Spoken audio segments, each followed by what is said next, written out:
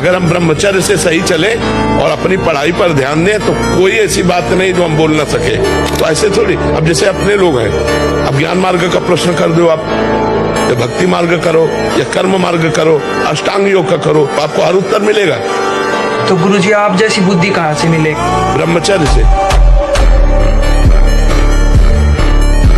पहले क्या होता था, जैसे गुरुकुल में स्मृति आपकी कमजोर हो रही है तो मेधा शक्ति बलवान करने के लिए ब्राह्मी उसको पिलाई जाती थी। ब्राह्मी है ये चीजें क्यों? क्योंकि उनमें इतनी शीतलता, उनमें पौष्टिकता है कि वो वीर का वर्धन करके वीर को रोकेंगी। खास बात उसमें होती है। अब हम इस बात को ना समझ करके फ्रेंड बनाते हैं और वो विनाश का खेल खेलते हैं जो हमारी सारी सांसारिक और पारमार्थिक दोनों उन्नति का नाश कर देता है। माना आपके आचरण सही नहीं है, माना आपकी वो स्थिति नहीं है, लेकिन बच्चा बच्चा होता है। ये थोड़ी कि ज्ञानी विज्ञानी हो तो ही वो उसका बच्चा है। अगर आपने सीधे उसी स्थिति में अंदर से, वो अंदर का विषय कोई नहीं जानता, अंदर के विषय से यदि आपने जोड़ लिया श्री कृष्ण में, जैसा विजय है विजय लिख लो, कुछ भी हो सब डिलीट हो जाएगा। हिसाब किताब पहुंचते पहुंचते केवल कृष्ण रहेगा। बोले रजिस्टर बहुत बड़ा, बोले हाँ ले जाओ सामने, ले गए तो आए को स्याही फेरी है सब कोरा कागज, केवल कृष्ण। अगर ब्रह्मचर्य सुरक्षित है तो स्मृति, शरीर बल, सब बल जागृत हो जाएंगे। तुम अपने ब्रह्मचर्य पर ध्यान देना। जो बच्चा तुम्हें गंदी बात सिखाए वो तुम्हारे लिए बहुत दुश्मन की तरीके, ऐसे बच्चों का संग न करना। कोई गंदी बात मोबाइल से न देखना। एक मन अन्न जब हमारे उदर में जाएगा, एक मन अन्न 40 किलो, तब एक बार संतान उत्पत्ति करने योग्य वीर तैयार होता है। 40 किलो पौष्टिक अन्न पाने पर एक बार संतान उत्पन्न करने की क्षमता वाला सप्तम धातु प्रकट होता है। अब जो रोज 2 बार 3 बार इसको बच्चे छेड़ कर रहे हैं, उनको तो पता नहीं, वो अपनी जीवनी शक्ति, स्मृति सब नष्ट कर रहे हैं। अगर तुमसे कोई गलती हो जाए ना तो हम आगे खड़े हो जाएंगे। गलती करना मत, अगर गलती हो जाए तो तुम डरना मत, मुझे जरूर बता दो, मैं तुम्हें बचा लूंगा। हमारा कर्म ही होता, कोई हमको परेशान नहीं कर सकता। कोई देवता, कोई भूत, कोई प्रेत, कोई पितर, ये बात गांठ बांध लो, कोई तांत्रिक, कोई सिद्ध। यदि मेरा कर्म गलत नहीं है तो विश्व ब्रह्मांड में किसी की ताकत नहीं है जो हमको दंड दे सके। जिसका चरित्र ठीक नहीं, वो कुछ नहीं कर सकता, कुछ नहीं कर सकता। किसी डिपार्टमेंट में कुछ नहीं है। 4 दिन की चांदनी, इसके बाद जो काली पोतेगी, चाहे कोई बड़ा पदाधिकारी कोई भी हो, अगर चरित्र ठीक नहीं है तो माना कि कुछ दिन तुम चमक लो, हाइलोजन की तरह फ्यूज हो जाओगे, फ्यूज होगा। और चरित्र ठीक है तो दीपक की तरह भले जलो, लंबे समय तक तुम्हारा यश, कीर्ति, सुख, समृद्धि बनती रहेगी। मान लो हमारी प्रार्थना, ये चरित्रहीनता जो आ रही है अपने बच्चों में, अपने भाइयों में, अपने बहनों में, समाज में, इसको अगर हम एक एक करके सुधारें तो सुधर सकता है। हम अपने को पहले सुधारें।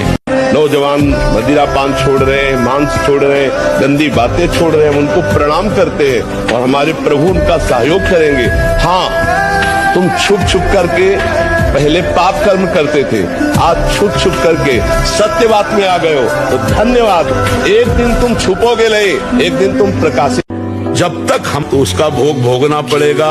उसके लिए आसनों पर 6-6 घंटे पद्मासनों पर बैठे, हिले बिना हिले डुले, भीषण कष्ट हुआ पर उसे सही शांत। तो सुषुम्ना नाड़ी खुली, वीर ऊर्ध्वता में प्राणायाम के द्वारा प्राणों का संयम, शरीर को व्यायाम के द्वारा स्वस्थ, आसनों के द्वारा वश में कर लेना, आहार के द्वारा पवित्र बुद्धि करना, इंद्रिय भोगों का दृश्य, श्रवण, संभोग, इनसे दूर रहना, इंद्रिया पवित्र, तब जाके वीर ऊर्ध्वगामी होता। उसे कहते हैं अखंड ब्रह्मचारी।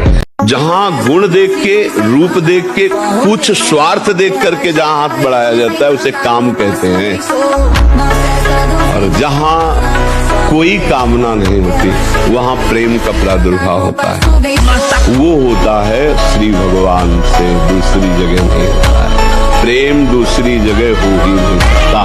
उठो 4 बजे, दंड बैठक आधा घंटा 1 घंटा सब दिमाग ठीक होने लगेगा, सब ठीक हो।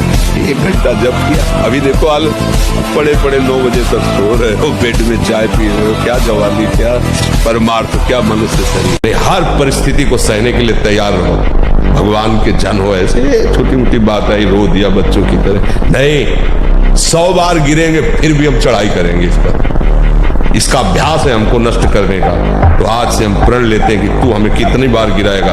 अविनाशी का बच्चा हूं, अविनाशी ही हूं। शरीर बदलते रहेंगे लेकिन हम तेरे को देख लेंगे एक दिन तुम जीत जाओ। बस ये होता है कि हम लोगों को आत्मबल छीन हो गया विषयों से, लगता है हमारे बस की बात नहीं। विश्व का कोई भी सुंदर भोग इतनी ताकत नहीं रखता कि मन से भी भोगने की इच्छा आ जाए। शरीर की तो बात जाने दो, मन से भी भोगने नहीं रखता। उनके बल से कह रहा हूं, उनके बल से कह रहा हूं, उनके द्वारा दी हुई शांति से कह रहा हूं, उनके द्वारा दी हुई शीतलता से कह रहा हूं। देखा है इसमें काम, देखा है क्रोध, देखा है इसमें, देखा है विकलता देखी है भोगों की, और इसमें कृष्ण कृपा भी देखी। जिन विषयों के लिए हृदय मचल जाता था, उन विषयों के सानिध्य में स्मरण भी नहीं आता कि ये भोगने की चीज है। विचलित होना हमारे जीवन में नहीं होना चाहिए।